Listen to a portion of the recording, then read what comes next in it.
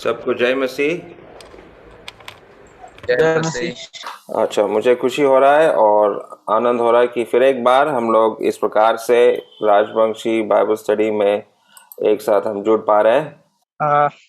মোর আনন্দ আছে যে আরেকবার আমরা রাজবংশী বাইবেল স্টাডিতে আমরা একসঙ্গে হবার পাশি। और हम लोग अभी इब्रानी का किताब पढ़ रहे हैं और हम लोग चौथा अध्याय तक पहुंच गए। আর আমরা ইব্রিয়র বইটা পড়ে ধরছি আর আমরা 4 অধ্যায় চলে এসেছি। और ये 4 अध्याय एक छोटा सा अध्याय 16 पद है इसमें। আর এই 4 অধ্যায়টা খুব ছোট আর এটি 16টা পদ আছে। लेकिन हम लोग 8 पद ही पढ़ेंगे समय के कारण। 1 से 8 तक पढ़ेंगे। इब्रानी 4 1 से 8। ইব্রিয় 4-এর 1 থেকে 8 পর্যন্ত। ভগবানের দেওয়া জিরানের জাকাত ছন্দের বাদে যে ক্রীড়া দেওয়া আছিলে সেই ক্রীড়া হামাল্লার বাদে এই বাদে হামাক সাবধান হবার লাগিবে যাতে কাঙক আশীর্বাদের অযোগ্য কয়া ধরা না হয়। ইসরায়েলি লাটে যে ভাল খবর প্রচার করা হয়েছিল তেমন হামার লাটেও করা হয়েছিল, কিন্তু ওই ভাল খবর ইসরায়েলার কোনো লাভ হয় নাই, কেননা উমাল্লা শুনিয়া বিশ্বাস করে নাই। কিন্তু আমরা যারা যারা বিশ্বাস করছি আমরা উহার ক্রীড়া দেওয়া জিরানের জায়গা সন্দেহ ধরছি। অবিশ্বাসীরা ভগবান কইছে মুই গোসা হইয়া ক্রিয়া দিয়া কইছিল মোর দেওয়া জিরানের জায়গা তোমরা সন্দেহের পাবে না। দুনিয়া সৃজনের সাথে সাথে ভগবানের এই জিরানের জায়গা তৈয়ারি করা আছিল। পবিত্র শাস্ত্রত এক জায়গার জীবনের 7 দিন সম্বন্ধে এই নাগান কোয়া হয়েছে ভগবান 7 দিনের দিন কোনো কাম করে নাই, কিন্তু ভগবানের উমাল্লার বিষয়ে সে কইছিল মোক যে মোর দেওয়া জিরানের জায়গা তোমরা সন্দেহ পাবে না। ইয়াতে বোঝা যায় যে ইসরায়েলি লাটে আগত যে ভালো খবর প্রচার করা হয়েছে উমার অবাধ্যতার বাদে তোমরা ভগবানের দেওয়া জিরানের জায়গা সন্দেহ পায় নাই, কিন্তু এলা এই কথা ঠিক কাঙো কাঙো উয়ার দেওয়া জিরানের জায়গা সন্দেহ পাবে। এই বাদে ভগবান এই যেই নাকান আগত ইসরায়েলি লাটে কইছিলে একই নাকান করি মেলা দিন পাছত রাজা দাউদ এই জিরানের দিনক আজি কইছিলে উয়ে কইলে আজি তোমরা যদি উহার ডাক শোনেন তাহলে তোমাল্লার অন্তর পাষাণ না করেন। ভগবানের ভাববাদী যিহুশয় যদি ইসরায়েলি জিরানের জায়গা নিয়া গেলে হয় তাহলে ভগবানক আরো একটা দিনের কথা কোয়া খাইলে না হয়। Uncle 8 finished। हम लोग अभी पहले पद में हम लोग ऐसे पढ़ते हैं कि इसलिए जबकि उसके विश्राम में प्रवेश करने की प्रतिज्ञा अब तक है तो हमें डरना चाहिए। আজ জেলা জিরানের জায়গা প্রতিজ্ঞা করা ছিল আর হামাক ভয় খাওয়া দরকার। तो किससे डरना चाहिए और क्या चीज से डरना चाहिए? আর হামাক কৃষক ভয় খাওয়া দরকার আর কাক ভয় খামু। तो हम लोग अभी देखेंगे सबसे पहले 4 और 1 में ही हम लोग देखते हैं कि तुम में कोई जन उससे रहित जान पड़े। सॉरी अंकल फिर बोलिए। तो उसी पद में पहला पद का डरने के बाद जो वाक्य आया है कि हम लोग किसी से रहित जान पड़े, ऐसा लिखा है। किस चीज से डरना चाहिए ऐसा बोल रहा है कि हम कोई जन उससे रहित जान पड़े। मतलब इंग्लिश में कहता है कि we should come short of, मतलब जो अगर मैं 100 मीटर का दौड़ में भाग रहा हूं तो लास्ट में जो अंत में हम लोगों को पहुंचना है और वो फिनिशिंग लाइन होता है, उससे पहले ही अगर मैं गिर जाता हूं तो मैं दौड़ पूरा नहीं कर पाऊंगा। ठीक है, तो हमाक काक भय खावा दरकार কৃষক। তো আমরা যেলা কম্পিটিশনত দৌড়াই তো তো দৌড়ির যেলা ফিনিশিং লাইন আসে শেষ পর্যায়ে, তো যে সেই ফিনিশিং লাইনের আগতে কাহ যদি পড়ে যায় তাহলে সেই তার প্রতিযোগিতাটা বেকার হয়ে যায়। तो हमारा फिनिशिंग लाइन क्या है? मतलब जो शेष या अंत तक हम लोगों को कहाँ पहुंचना है? তো আমার সেই ফিনিশিং লাইন ফিনিশিং লাইন মানে আমার কোডে কোন জিনিসটা আমার ফিনিশিং লাইন কত দূর।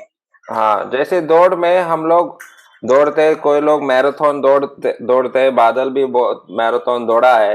तो कोई 15 किलोमीटर, कोई 10 किलोमीटर का दौड़ पूरा करता है।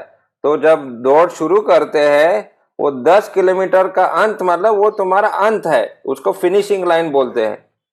তো জেলা দৌড় শুরু হয় ম্যারাথন বা কিছু, তো 10 কিলোমিটার দৌড়ায় কहो, তো 10 কিলোমিটার সেই ফিনিশিং লাইন 10 কিলোমিটার পর শেষ ফিনিশিং লাইন। सोचो तुमने शुरुआत किया, 5 किलोमीटर तुमने दौड़ा है, 5 किलोमीटर बाद बोल रहा है मैं अभी आगे नहीं दौड़ूंगा, यहीं पे मैं खत्म, मैं घर जा रहा हूं। तो आपको कोई इनाम मिलने वाला नहीं है।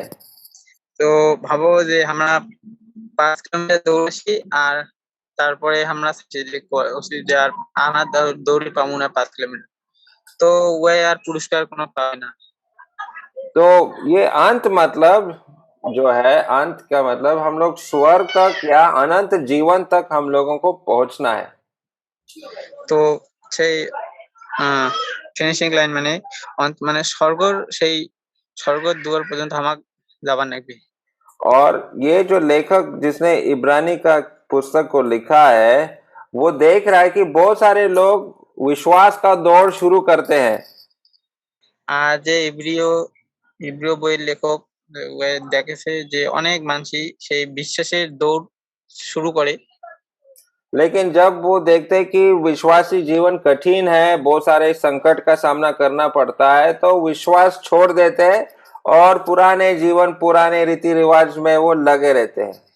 আর জেলা দেখে যে এই বিশ্বাসের জীবন কঠিন, তো সেলা হতাশ হয়ে ছাড়ি দেয় যে বিশ্বাসের জীবন যাপন করা, সে আরো সেই পুরানা জীবন যাপন করা শুরু করে।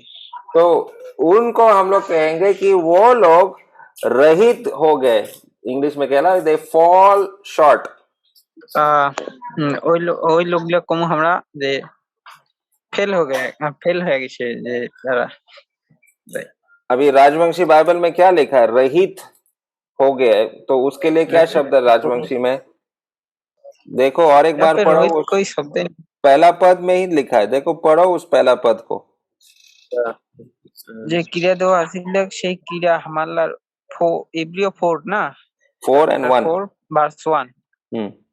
হ্যাঁ, এই বেদে আমার সাবধান হওয়ার নাগিবে যাতে কাউ আশুবাদে অযোগ্য কয়া ধরা না হয়। यहाँ पे नहीं है ওইটা মানে হচ্ছে তোমার क्रिया माने तो प्रॉमिस वर्ड वचन देना। बांग्ला राजवंशी में देखता हूँ। बांग्ला भी खोलो साथ में, बांग्ला में क्या लिखा है वहां पर? ओ वंचित, हाँ, वंचित। तो वंचित वो राजवंशी में क्या शब्द दिया है? वंचित तो नहीं, अयोग्य, यहाँ पे अयोग्य है। अच्छा, अयोग्य, अयोग्य ठहरे। तो नहीं है, वंचित अलग है, अयोग्य अलग है। तो वंचित का मतलब गिर गया ना, ऐसा लिखता है, वो बोलता है। वहाँ पे यहाँ पे लिखा है সাবধান হবার লাগবে কারণ আশুবাদের অযোগ্য কইয়া ধরা না হয়। तो गिरने का शब्द क्या है राजवंशी में? गिर जाना, मतलब मैं दौड़ रहा हूँ, दौड़ते समय मैं गिर गया। পড়ে যাওয়া, पड़े जाओ। হ্যাঁ পড়ে যাওয়া যাবে, হ্যাঁ ওটা বাংলা, হ্যাঁ পড়ে যাওয়া বলে এটাকে। ठीक है, तो हम लोग अंत तक मतलब फिनिशिंग लाइन तक मैं नहीं पहुंच पाया और मैं पहले ही गिर गया। আর আমরা সেই ফিনিশিং পর্যন্ত যাওয়ার পাইনি, তার আগতেই পড়ে গেছি। तो ये हम लोग डरना चाहिए कि मैं गिरना नहीं चाहिए। इससे हम लोग सावधानी से हम लोग अपना दौड़ को दौड़ना चाहिए। আর আমার এই ভয় পাবার লাগবে যে আমার পড়ে যাওয়া, যাতে আমার পড়ে না যায় তার জন্য সাবধান ভাবে দৌড়ি লাগবে। और किस चीज से डरना है ये? क्योंकि हम लोगों को डरने के लिए बोल रहा है, ये 4 और 1 में बोला है कि हम लोग डरना चाहिए। तो और क्या चीज से हम लोग डर सकते हैं? আর আর কোন বিষয়ে আমাক ভয় পাবার লাগবে? गिरने से तो डरना है। আর পড়ার পড়ে যাওয়ার জন্য ভয় থাকি লাগবে যে যেন না পড়ি। और 3 पद में हम ऐसे पढ़ते हैं हिंदी में, और हम जिन्होंने विश्वास किया है उस विश्राम में प्रवेश करते हैं, जैसा उसने कहा, मैंने अपने क्रोध में शपथ खाई। वहां क्रोध का शब्द है, परमेश्वर का क्रोध से हमको डरना है। আর পরমেশ্বরের রাগ থাকি আমাক রাগক ভয় খাবার লাগবে। और वो क्रोध को हम लोग जानते हैं, जब परमेश्वर ने इस्राएली लोगों को मिस्र देश से बाहर निकाला, तब परमेश्वर का क्रोध मिस्र देश पे गिरा।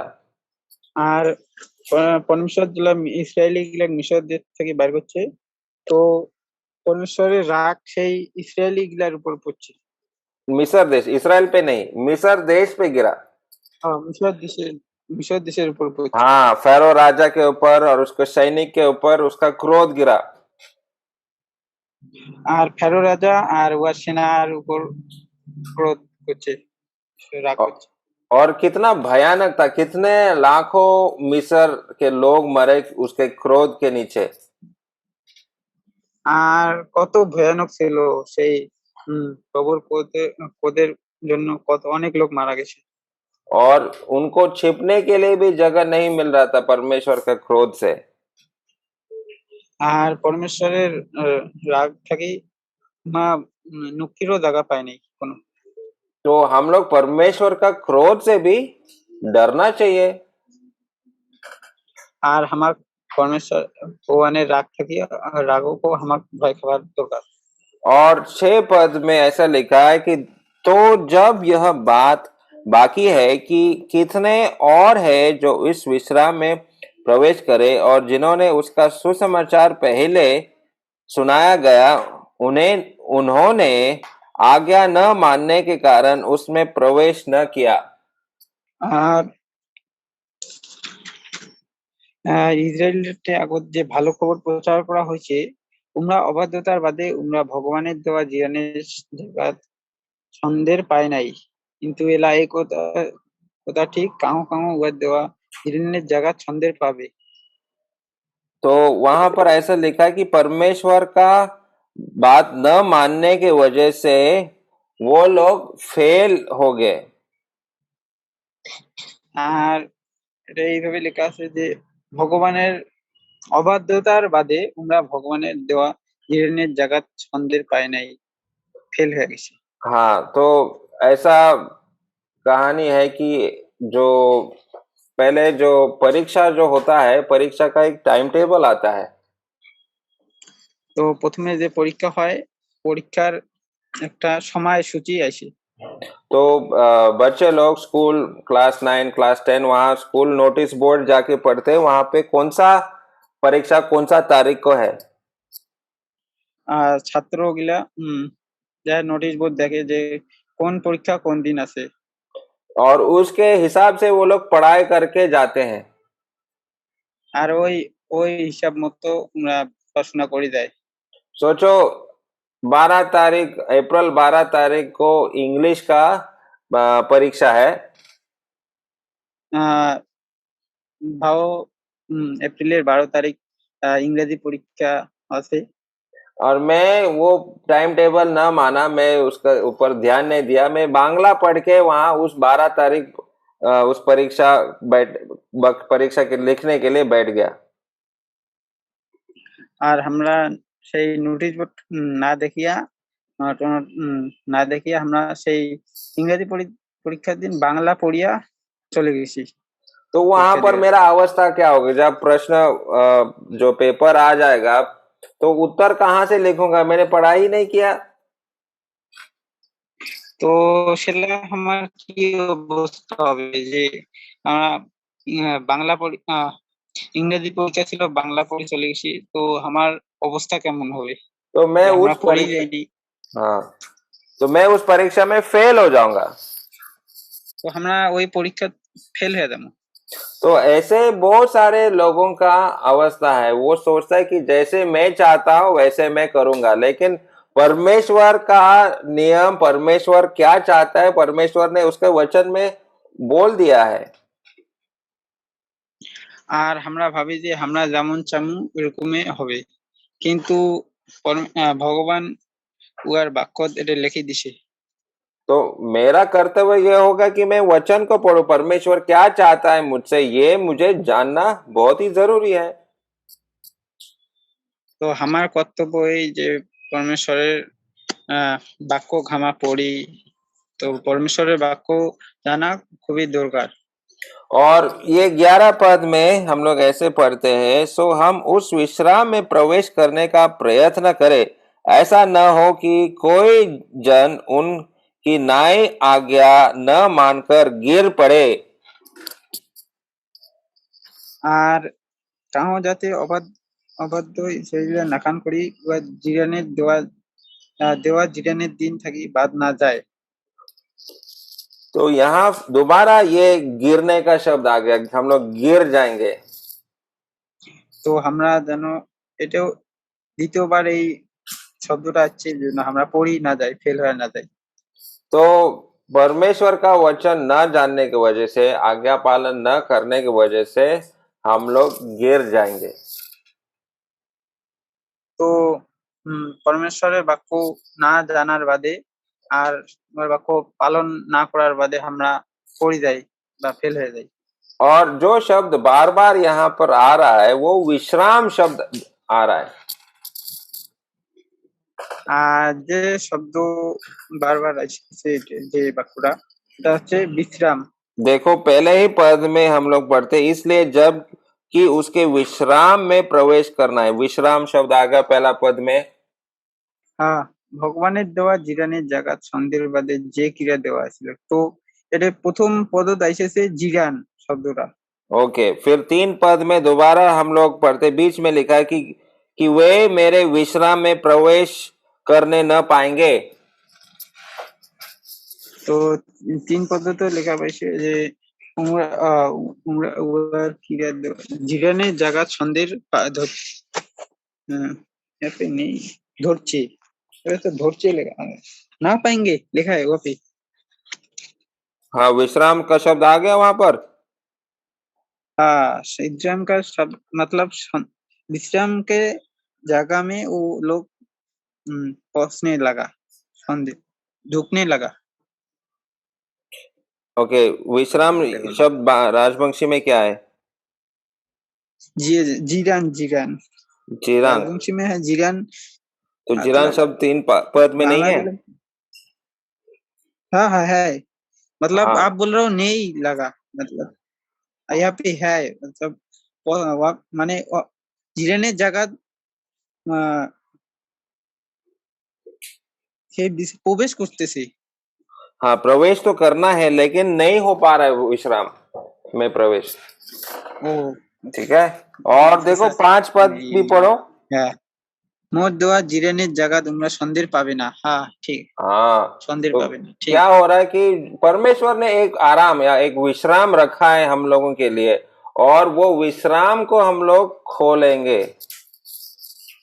আর পরমেশ্বর আমার জন্য একটা বিশ্রাম বা জিরান থুইছে, তো আমরা সেই বিশ্রাম নাহলে হারে ফেলাম। तो वो विश्राम क्या है, थोड़ा समझने का कोशिश करेंगे। What is this rest? তো এই বিশ্রাম বা জিরান কি, তো আমরা এটা বোঝার জন্য চেষ্টা করব। अभी उत्पत्ति 2 और 2 में हम लोग देखते कि जब परमेश्वर ने 6 दिन में दुनिया को बनाया, 7वां दिन उसने विश्राम किया। তো আমরা উৎপত্তি দেখি পাই যে পরমেশ্বর 6 দিনে এই দুনিয়া বানাইছে সবকিছু, আর 7ম দিনে রেস্ট করছে, বিশ্রাম করছে। तो परमेश्वर तो कभी थकता नहीं है, वो परमेश्वर तो सर्व सामर्थ्य परमेश्वर, तो थकान उसको कैसा होगा? তো পরমেশ্বর তো কোনো সময় হাঁপসি যায় না, তো কেমন করে পরমেশ্বর মানে হাঁপসি যাবে? तो ये विश्राम का क्या मतलब? परमेश्वर विश्राम किया तो इसका क्या मतलब है फिर? তো পরমেশ্বরের সঙ্গে জিরানের বা বিশ্রামের কি সম্পর্ক? तो उसका ये मतलब है जब परमेश्वर ने विश्राम किया तो उसका मतलब है जो 6 दिन उन्होंने काम किया वो काम देखने के बाद उसको देख के वो संतुष्ट हुआ और उसका काम पूरा हो गया इसलिए उस काम से उसने विश्राम किया। তো পরমেশ্বর যে 6 দিনে সৃষ্টি করছে, তো সেই সব জিনিস দেখিয়া পরমেশ্বর সন্তুষ্ট হয়েছে, আর তার জন্য সপ্তম দিনে বিশ্রাম और कुछ करने का कुछ বিশ্রাম जरूरत ही नहीं था इसलिए সন্তুষ্ট হয়েছে। हाँ और कुछ करना नहीं था। আর কিছু আর কিছু করির প্রয়োজন ছিল না। तो आपने काम छोड़ दिया अभी कुछ करना बाकी नहीं है उसका एक मतलब है विश्राम। তো আর কিছু ছিল না, বিশ্রাম। दूसरा बात यह है कि हम लोग विश्राम का मतलब है हमारे पापों का दंड प्रभु यीशु मसीह ने क्रूस पर लिया है वो जब हम जान लेते हैं तब हमको एक विश्राम मिलता है। আর একটা বিশ্রাম মানে আমার পাপের জন্য যে প্রভু যীশু খ্রিস্ট ক্রুশে দণ্ড নিছে, তো আমরা যেটা সেটা জানি পাই, তো সেটা আমরা তার একটা বিশ্রাম দেখতে পাই। पाप क्षमा पाने के लिए विश्राम मुझे पाई। कुछ खून का बलिदान देना पड़ेगा नहीं पड़ेगा? তো পাপ ক্ষমার জন্য কি আমাকে কোনো কিছু বলিদান খুন করিয়া না বলিদান দিয়া রক্ত বইয়া কি আমাকে কোনো কিছু দিবার লাগবে? नहीं देना नहीं पड़ेगा। प्रभु यीशु मसीह ने सब काम मतलब मेरा उद्धार के लिए उसने सब काम पूरा किया। তো আমার উদ্ধারের জন্য প্রভু যীশু খ্রিস্ট সব কিছু পুরা করেছে, और সব इसलिए কাজ কমপ্লিট করে দিয়েছে। और इसलिए प्रभु यीशु मसीह मत्ती 11 और 28 में ऐसा बोला है। मत्ती 11 और 28 में पढ़ रहा हूं। मत्ती 11 और 28 हिंदी में ऐसा लिखा है कि हे सब परिश्रम करने वालों और बोझ से दबे हुए लोगों मेरे पास आओ मैं तुम्हें विश्राम दूंगा। আর মত্তি 11:28 প্রভু খুশি, তোমরা যা যা হাফসিয়া বোঝা উইয়া বেড়েবার ধরছেন, তোমরা সবাই মোটে আইসো, মুই তোমার লাগ জিরান দিম। हाँ तो ये विश्राम जो प्रभु यीशु मसीह दे सकता है वो पाप का बोझ से छुटकारा। আর প্রভু যীশু খ্রিস্ট যে আমাকে বিশ্রাম দিবে, এটা হল পাবে যে বোঝা ওইটার থাকি মুক্ত। और कभी कभी हम लोगों को पता चलता है कि जब मैं किसी पाप में डूबा हूं तो एक बहुत बड़ा बोझ मेरे सिर के ऊपर आ जाता है। তো কোনো কোনো সময় আমরা যেটা বুঝি পাই যে আমরা পাপের মধ্যে ডুবে আছি, তো সেটা একটা পাপের বড় বোঝা আমার মাথার উপর পড়ে যায়, और मेरे दिल में कोई आराम नहीं है। আর আমার মনত কোনো আরাম বা শান্তি থাকে না। जब तक मैं अपना पाप को प्रभु यीशु मसीह के सामने कबूल नहीं करूंगा तब तक वो बोझ और भी बड़ा बड़ा होता रहेगा। আর যতক্ষণ না আমরা সেই পাপ প্রভু যীশু খ্রিস্টের চরণ স্বীকার না করি, ততক্ষণ সেই পাপ আরো বড় হইতে থাকে, বড় হইতে থাকে। तो वहां पर प्रभु यीशु मसीह बुला रहा है आओ बोझ से दबे हुए लोगों मैं तुमको विश्राम दूंगा।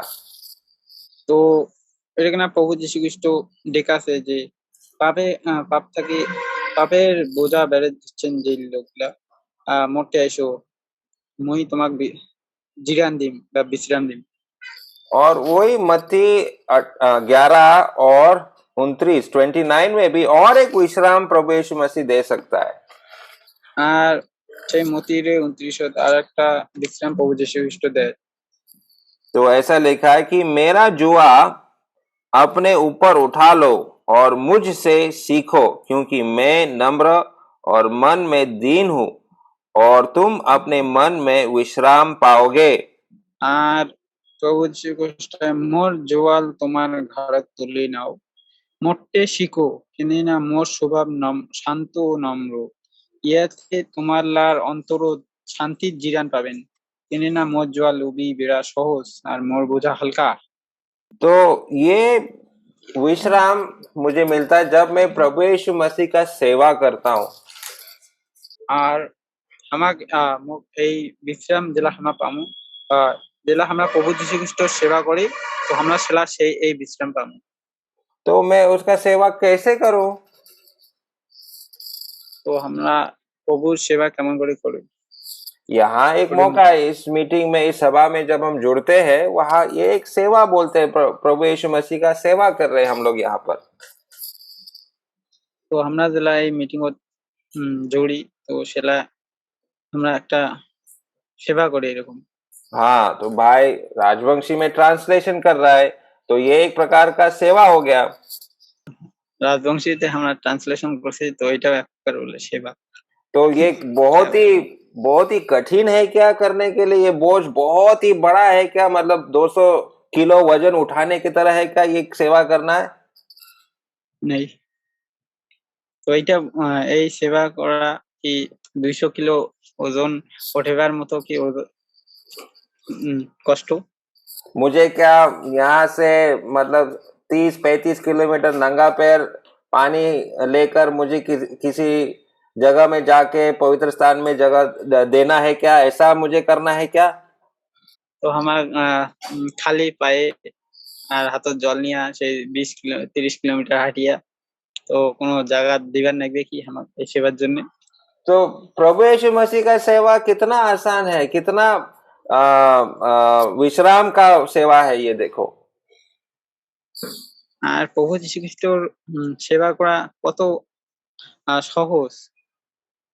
और इसलिए वो कह रहा है कि मेरा जुआ अपने ऊपर उठा लो और मुझसे सीखो क्योंकि मैं नम्र और मन में दीन हूँ।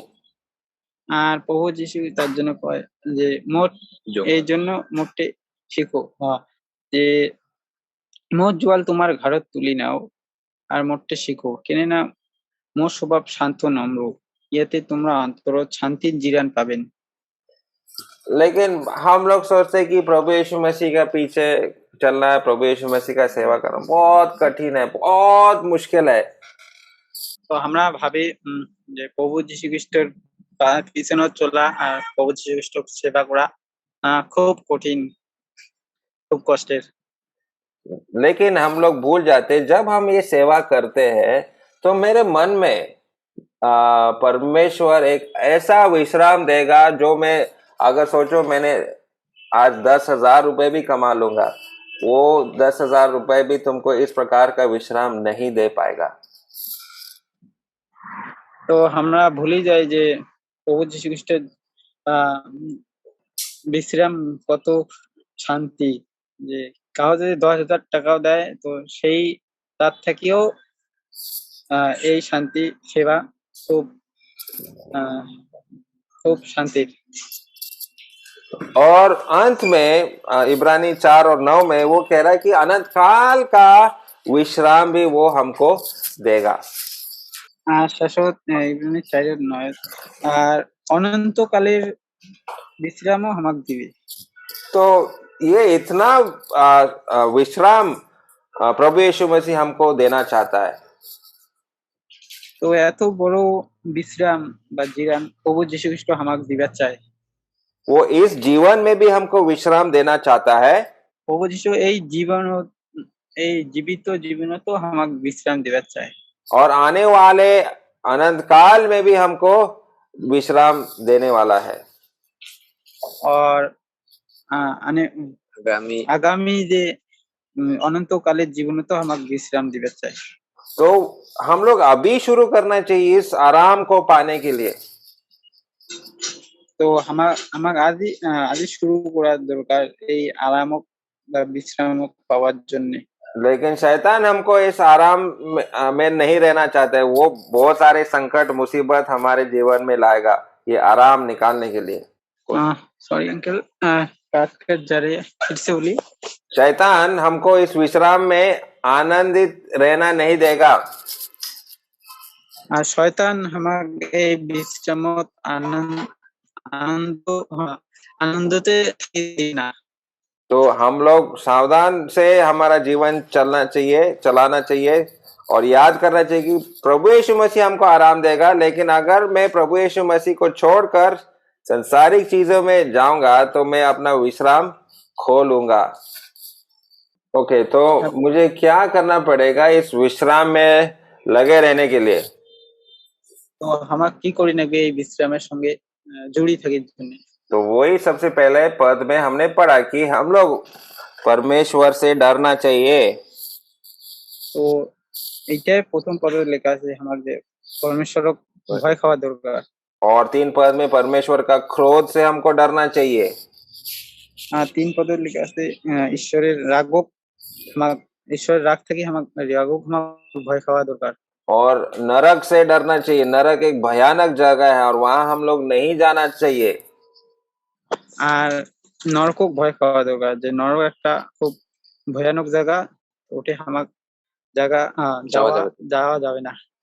और 4 और 2 में ऐसा लिखा है कि बहुत सारे लोगों ने सुसमाचार तो सुन लिया, लेकिन वो लोग उनका उद्धार नहीं हुआ। আর 2 পদে লেখা আছে যে অনেক মানুষ আছে যে সুসমাচার শুনিছে কিন্তু উমার উদ্ধার হয় নাই। तो देखो 2 पद को पढ़ो। ইসরায়েলি লাটে যে ভালো খবর প্রচার করা হয়েছিল তেমন আমার লাটতেও করা হয়েছিল, কিন্তু ওই ভালো খবর ইসরায়েলিলার কোনো লাভ হয় নাই, কেননা উমাল্লা শুনিয়াও বিশ্বাস করে নাই। हाँ, तो सुनने से मतलब आज बहुत सारे लोग प्रभु का वचन सुन रहे हैं, অনেক লোক আজই প্রভুর বাক্য শুনেছে। सुनने से आपका उद्धार होने वाला नहीं है। তো শুনিয়া আমার উদ্ধার হবে না, आपको विश्वास रखना पड़ेगा। তো আমার বিশ্বাস রাখি লাগবে।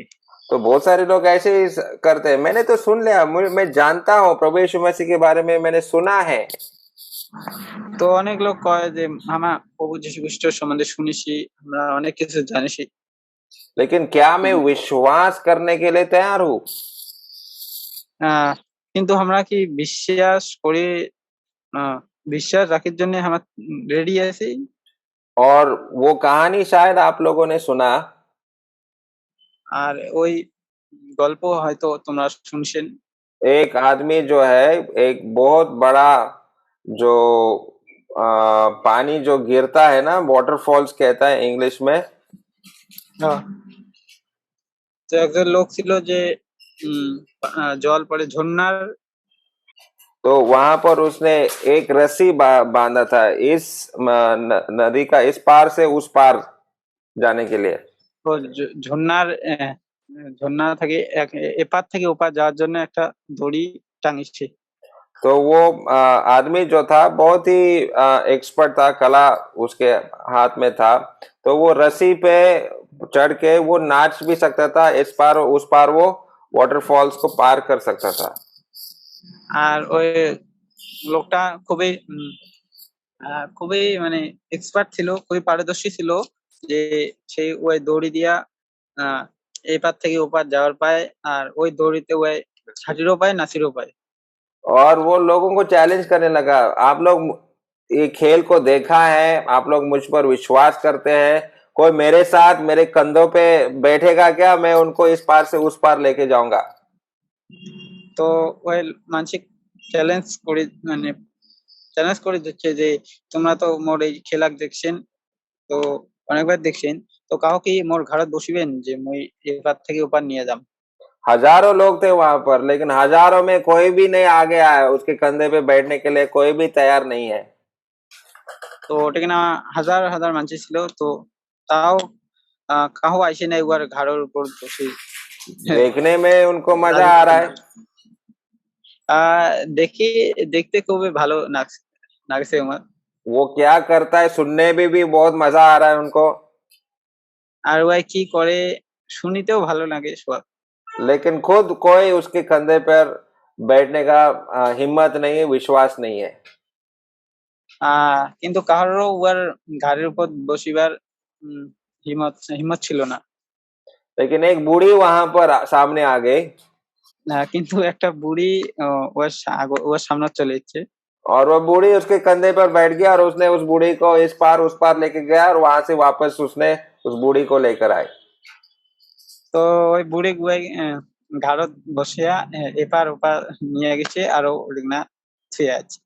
तो सब लोगों ने उस बूढ़ी को पूछा, रे ये तो कमाल हो गया, आपने कैसे कर दिया, आप कैसे विश्वास किया उस आदमी पर।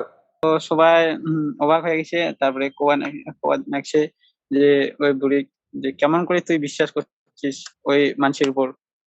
तो वो बूढ़ी कहती, वो तो मेरा बेटा है, मैं जानता वो मुझे नहीं गिराएगा। আর ওই বুড়িটা আসলে কয় যে ওই মোর বেটা আর ওই মুখ কোনোদিনও ফেলে পাবে না। हाँ, तो इस प्रकार का विश्वास प्रभु यीशु मसीह पर हमको रखना है। তো এই প্রকার এরকম বিশ্বাস আমার প্রভু যীশু খ্রিস্টের উপর রাখি নাকবে। वो हमको कभी नहीं गिराएगा। আর প্রভু যীশু খ্রিস্ট আমাকে কোনোদিনও ফেলাবে না। मैं गिर सकता हूं, मैं जब कोशिश करता हूं मेरे शक्ति से मैं अगर करूंगा तो मैं फेल हो जाऊंगा, मैं गिर जाऊंगा। তো আমরা যদি আমার নিজের শক্তি দিয়ে করি তো আমরা পড়ে যাবো, ফেল হয়ে যাবো। लेकिन जब मैं प्रभु यीशु मसीह पर विश्वास रखता हूं, वो मुझे इस पार से मतलब इस पृथ्वी से अनंत काल तक मतलब स्वर्ग तक वो पहुंचा सकता है। তো আমরা যেটা প্রভু যীশু খ্রিস্টের উপর বিশ্বাস করবো তো সেটা প্রভু যীশু খ্রিস্ট আমার পৃথিবীটাকে অনন্ত কালের অবধি ঠিক নিয়ে যেতে পারে। और वो 6 पद में हम लोग ऐसे पढ़ते हैं, इब्रानी 4 और 6 में, जब यह बात बाकी है कि कितने और है जो उस विश्राम में प्रवेश करे और जिन्हें उसका सुसमाचार पहले सुनाया गया, उन्होंने आज्ञा न मानने के कारण उसमें प्रवेश न किया। আর কিন্তু এই কাউ কাউ দেওয়া জীবনের জায়গা সন্দেহ পাবে না। দেওয়া সন্দেহ পায় অবদ্ধতার কারণ বাদে উমরা ভগবানের দেওয়া জীবনের জায়গা সন্দেহ পায় নাই। तो आज्ञा न मानने की वजह से वो उस विश्राम में नहीं पहुंच पाया। আর আজ্ঞা বাক্য পালন করে না করে পায় তোমরা সেই জিরানের জায়গা সন্দেহ পায় নাই। और 11 पद भी देखो, सो हम उस विश्राम में प्रवेश करने का प्रयत्न करें, ऐसा न हो कि कोई जन उनकी नाई आज्ञा न मानकर गिर पड़े। আর কাহু যাতে অবাধ্য ইন্ডিয়ান নাম করি উহার দেওয়া জিরানের দিন থেকে বাদ যায় तो বা পড়ে যায়। वही बात है, आज्ञा न मानने के कारण लोग वहां पर प्रवेश न कर पाए। আর কাহু কাহু সেই আজ্ঞা পালন করে না পায় পালন না করির বাদে ওটা কিনা প্রবেশ করে পায় না বা পড়ে যায়। तो हम लोगों को पर प्रभु यीशु मसीह का आज्ञा पालन करना चाहिए। আর আমার প্রভু যীশু খ্রিস্টর বাক্য পালন করার দরকার। वो जो कह रहा है वो सत्य वचन है। ও যেটা কয় সেটা সত্য বচন। और उसका आज्ञा पालन हम लोग करना चाहिए। আর এই বাক্যর আজ্ঞা আমার পালন করা দরকার। और वही बात इस्राएली लोगों ने न किया, उसने आज्ञा पालन न करने की वजह से विश्राम खो दिया। আর ইসরায়েলের লোক সেই প্রভুর আজ্ঞা পালন না করার জন্য সেই বিশ্রাম হারিয়ে ফেলেছে। तो हम लोग ऐसा नहीं ठहरना चाहिए। सुसमाचार सुनते आ रहे, सालों साल से सुनते आ रहे, लेकिन क्या मैं उसका आज्ञा पालन करने के लिए तैयार हूँ? আর আমরা সুসমাচার সেই অনেক বছর থেকে শুনেছি কিন্তু আমরা কি এবার বাক্য পালন করার জন্য রেডি আছি তৈয়ার আছি? तो आप पूछेंगे कि कौन सा आज्ञा पालन मुझे करना है। তো তোমরা কবেন কোনটা বাক্য পালন করে কোনটা বাক্য পালন করে রাখবে? नया नियम तो सिर्फ अनुग्रह का समय है। নয়া নিয়ম তো খালি অনুগ্রহের সময় এটা। लेकिन प्रभु यीशु मसीह ने एक तो आज्ञा दिया था कि जो मुझ पर विश्वास करते हैं उनको बपतिस्मा दो। আর প্রভু যীশু খ্রিস্ট একটা বাক্য দিছে যে যে কাহো মোর উপর বিশ্বাস করে ও ওয়ে বাপতিস্মা নিবে। और दूसरा बात उन्होंने ये भी सिखाया कि हर रविवार को रोटी तोड़ना है, प्याला लेना है, प्रभु यीशु मसीह का मृत्यु को याद करना है। আর দ্বিতীয় হচ্ছে প্রত্যেক রবিবার রুটি ভাঙিয়ে নেকবি, পেয়ালা ভাগ নিবে নেকবি, আর প্রভু যীশু খ্রিস্টর মৃত্যু মনে করি নেকবি। तो इस प्रकार से ये एक आज्ञा जो है बहुत ही क्या है, हल्का है। जैसे प्रभु यीशु मसीह मत्ती 11 और 29 में बोला कि मेरा जो बोझ जो है बहुत ही हल्का है। তো এরকম করে মতি 11 দেখতেছে যে প্রভুর যে বোঝ সেটা হালকা, যেমন রুটি ভাঙা বাপতিস্মা নেওয়া খুব সহজ। तो जब हम ये करेंगे तो प्रभु यीशु मसीह निश्चय एक बहुत ही अनोखा विश्राम हमारे जीवन में वो देगा।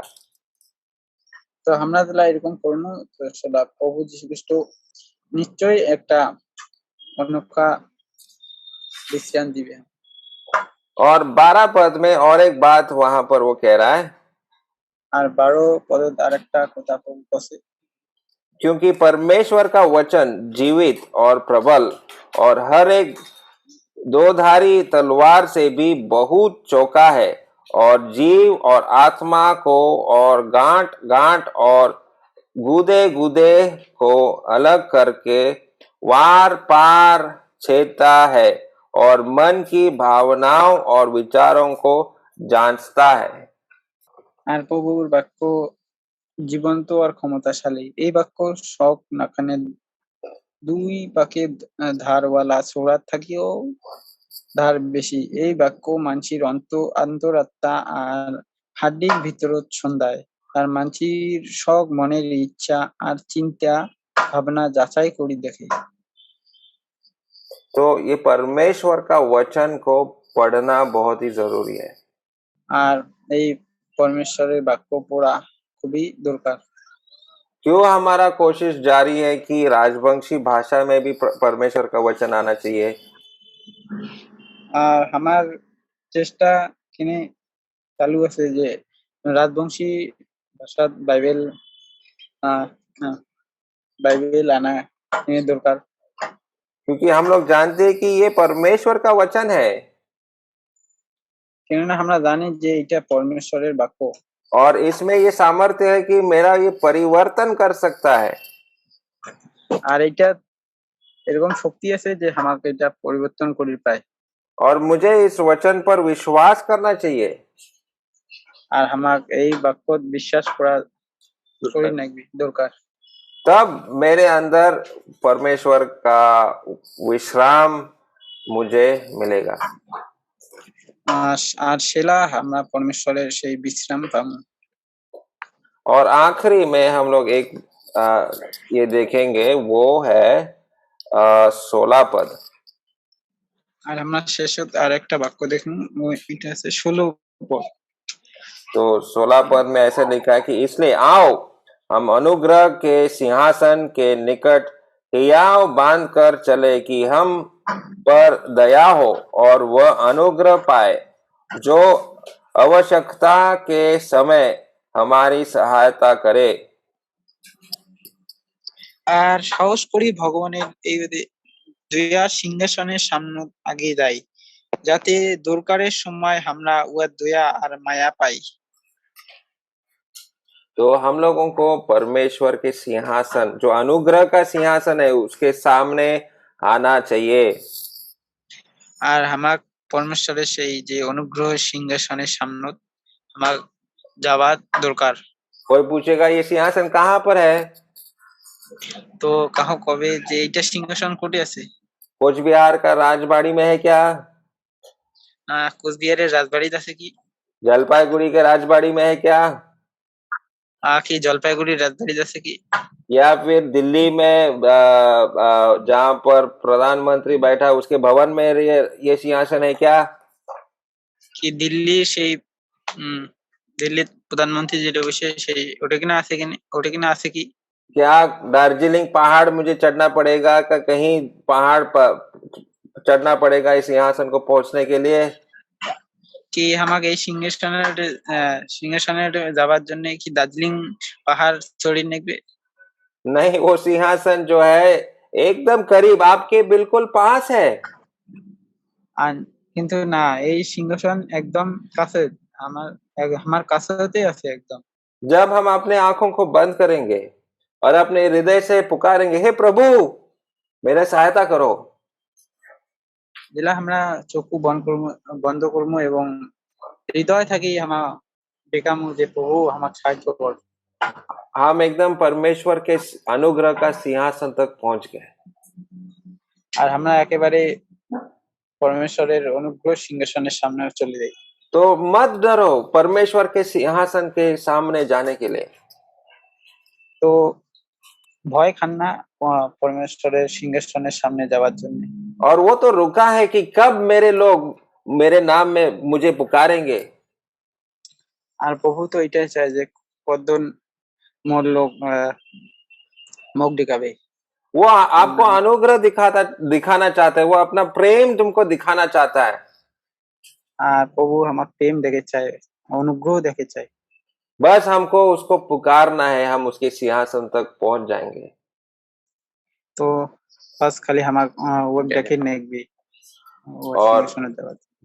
परमेश्वर हमारी सहायता करे इस प्रकार से उसके पास ये विश्राम पाने के लिए। আর প্রভু আমাকে যেন সাহায্য করে যেন ওর বিশ্রাম পাওয়ার জন্য। प्रभु यीशु मसीह के नाम की महिमा हो।